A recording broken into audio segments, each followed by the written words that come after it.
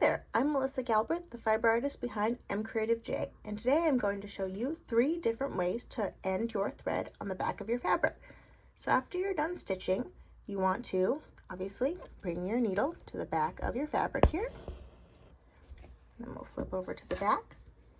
So this first way to finish your thread is called sinking your thread. And with this one, you want to have a bunch of thread on the back here. And you essentially just run your needle underneath some of the nearby stitches. And you want to go under the ones that are very close by. And we'll run our needle underneath and tug our thread so it's nice and flush with the back of the fabric. And then I'll find some other stitches that are nearby and go in a different direction. And run them underneath like so. Pull my needle on through here. And I usually do this about 2 or 3 times. So I might go in another direction this way here. Like so. And you can see my thread is now wrapped around the stitches on the back of my fabric. And once that's nicely tucked in there, I will just cut my thread away like so. And that is the knot for sinking your thread on the back of your fabric. Another knot we can do on the back is called the slip knot. So for this one, I like to take my needle off my thread and I'm just going to set it down next to me. So that way I know where it is. With my thread that is coming out of the back of the fabric here, I want to cross it over itself so I make a loop. And then I take the tail end and I bring it through the loop. Now where my thread crosses, that is my knot. And if I tugged now, my knot would be super high up my knot. So you want to stick your fingers inside the loop with your hand that is non-dominant and hold your loose thread with your dominant hand and then kind of open that loop to cinch that cross thread down so it's touching the back of the fabric.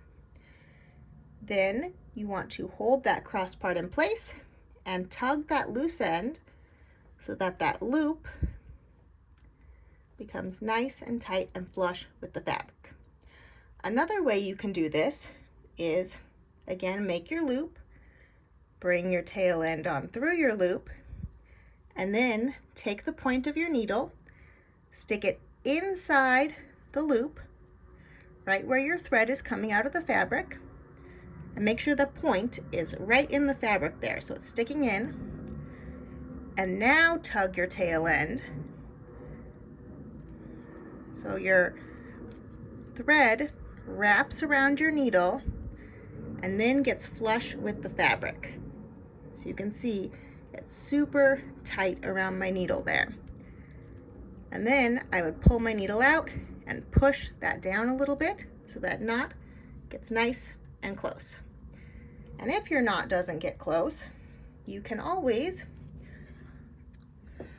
rethread your needle and run your needle under a few nearby stitches here.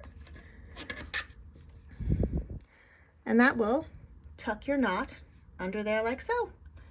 And then we can cut the thread away. And that is how you make a slip knot on the back of your fabric.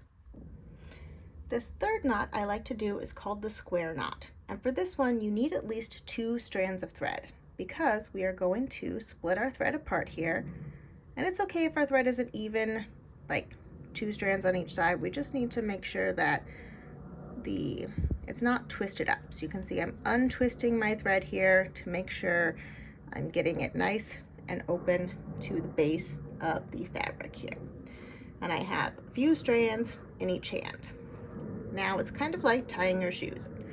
We cross our thread over itself, and then we bring one tail end through and cinch it on down so that crossed part gets flush with the fabric. And then we do that again. Cross our thread over itself, bring the tail around to the back so it goes through the loop, and pull that down so it gets nice and tight and flush with the fabric. And then we can cut our thread away.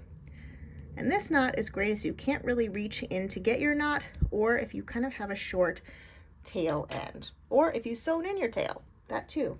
So that is the square knot. I hope you enjoy trying out these 3 different knots, and let me know which one you give a try. Thanks for stitching with me. This is Melissa from MCreativeJ.